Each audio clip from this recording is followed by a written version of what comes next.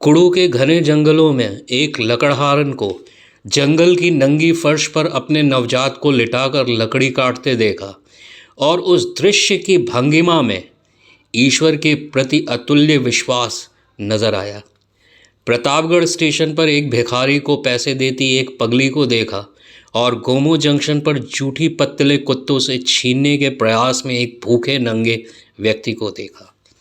एक घटना में समस्त ब्रह्मांड पर अपनी कृपा दृष्टि बनाए हुए ईश्वर का साम्राज्य देखा और दूसरी घटना में ईश्वर के आविष्कार का श्रेय लेते मानवीय सभ्यता की ठोके जाने वाली छाती की बहती मवाद देखी। किसी वांग्मय दर्शन, धर्म ग्रंथ उन पर की गई टिप्पणियों और महालेखों की बात नहीं करते, सामान्य सरल हृदय के ईश्वर की बात करते हैं। धर्म ग्रंथ और उनकी विवेचना आप पढ़ सकते हैं, समझ सकते हैं और एक निष्कर्ष पर पहुंच सकते हैं।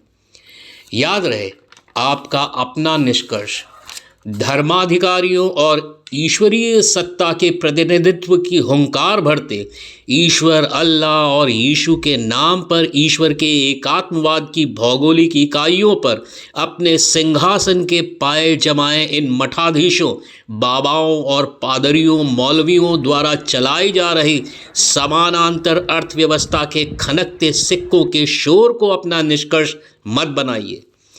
ईश्वर की सार्वभौमिक उपस्थिति को अपना अधिकार क्षेत्र मानने वाले वस्तुतः ईश्वर के व्यापार में लिप्त पाखंड के सर्वोच्च शिखर पर बैठी वो शक्तियां हैं जो आपको अपने अंतर्मन में उपस्थित ईश्वर की आवाज़ सुनने से रोकती हैं।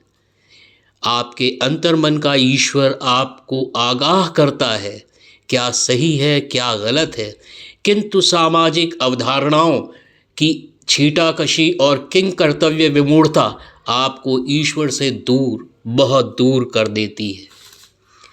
ईश्वर को भौगोलिक इकाइयों में बांटा जाएगा या मानवीय इकाइयों में, इसका निर्णय कौन करता है?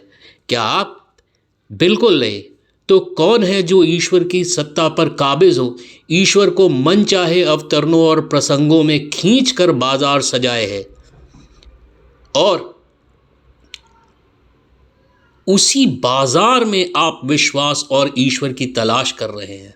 क्या सोना, चांदी, हीरे जवाहरात, चादर, रुपया, पैसा चढ़ाकर आप वो विश्वास हासिल कर सकते हैं जो उस लकड़हारन को है जो अपने नवजात को घने जंगल की नंगी फर्श पर लिटाकर लकड़ियां काट रही है? अगर आप सचमुच ईश्वर पर विश्वास करते हैं तो आपकी आस्था ईश्वर प्रदत्त और रचित प्रत्येक वस्तु और जीवन पर होनी चाहिए। यदि आप में विचारधारा या विश्वास के आधार पर मानव मात्र के प्रति घृणा या द्वेष उत्पन्न होता है तो आप कितने भी मंदिर, मस्जिद और गुरुद्वारे की सीढ़ियां चढ़ लीजिए, आपका ईश्वर के प्रति विश्वास शून्य है और आप सच्चे नास्तिक हैं। ईश्वर के चरित्र और सत्कर्म को अंगीकृत करने वाला भले ही कभी पूजा या अजान की मुद्रा में ना आए, ईश्वर का सच्चा साधक वही है। जब आप एक नन्हे पौधे को सींचते हैं, ईश्वर तृप्त हो जाता है। जब आप एक छोटे बच्चे को हंसाते हैं, ईश्वर प्रसन्न हो जाता है। जब आप प्यासे को पानी और भूखे को रोटी देते हैं, ईश्वर गर्व से अपनी सर्वश्रेष्ठ रचना को देखकर तृप्त होता है। और जब आप अपने माता पिता, समाज, राष्ट्र और विश्व के प्रति अपने दायित्व का निर्वहन करते हैं, वो आराधक आप आराध्य हो जाते हैं। और जब आप हर हर महादेव और नाराय तकबीर कहते हुए तलवारें लेकर निकलते हैं, क्रोध और आवेश में ईश्वर अपनी सार्थकता को नष्ट होते देख विमुख हो जाता है।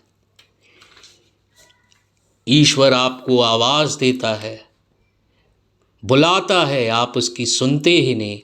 आप पाखंड और आडंबर की दीवार चढ़कर दूसरी तरफ फांद जाते हैं ईश्वर को अकेला छोड़कर, पर वो आपको अकेला नहीं छोड़ता। पुकारता है, सुनो, मैं सरल हूँ, मुझे क्लिष्ट मत बनाओ। तुम मेरे प्रारूप हो, मेरे साथ हो, तुम्हारे सत्कर्मों में मेरा निवास है, तुम्हारा चरित्र ही तुम्हारा धर्म है। और इससे पहले कि आप कुछ सुन सकें, एक भयानक शोर जो स्वयं को ईश्वर का सबसे बड़ा सत्य साधक मानता है, आपको बहरा कर देता है।